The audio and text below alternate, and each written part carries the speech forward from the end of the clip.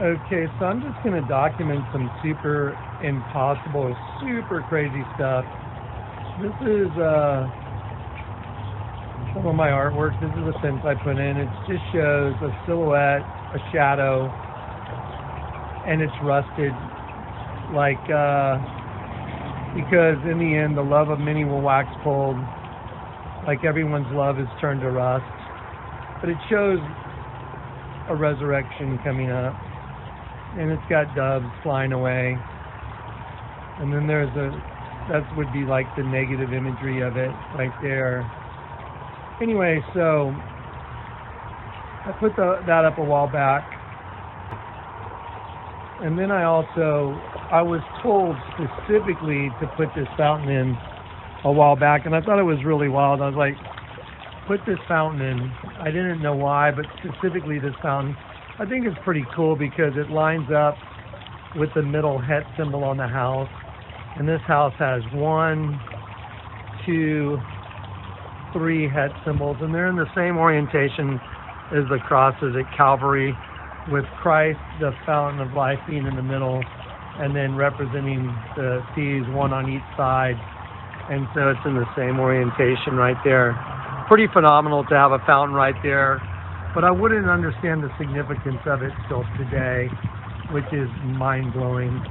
So today, the Lord had me come out here, and he had produced some scriptures for me.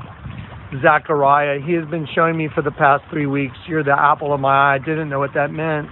I was actually rather uncomfortable with that. I didn't know what to make of it. I showed it to Corey several times, and I was like, what does that mean, the apple of your eye? I mean, I'm uncomfortable with that. I know you love us all the same. I know I've been an end-time harbinger, but still, I was still kind of uncomfortable with it.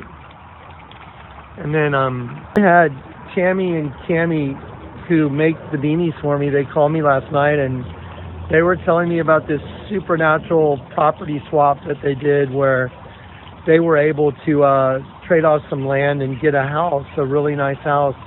And we had prayed together. I prayed with them that the Lord would open that door for them, and he did. And they ended up with this crazy deal where someone just swapped deeds with them for some property they had and gave them this amazing house. And they called me last night, and we were chatting. And while we were chatting, they told me they had gone over to this new house, and that the owner's wife was walking them around the property, just showing them, the different plants, like this is this, this is this. And then the owner's wife said, and this is Jonathan, and she presented a tree to them. And of course, Tammy and Cammy were like, what did you say? And the lady goes, did you say Jonathan? And the lady goes, yeah, this is Jonathan. This is our apple tree. It's got the best apples. Well, obviously, when they said that to me, I was like, what did you say? Because they had no idea about the apple of my eye thing.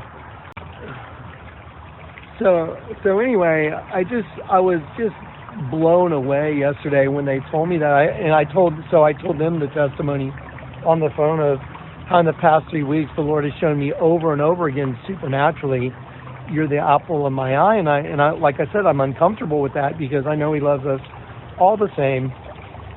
But I know, that I have a very special place in what I do, my ministry. And so anyway, I was telling them, the stories. And even in the mail a couple weeks ago, someone sent me Zechariah and said, whoever touches you touches the apple of my eye.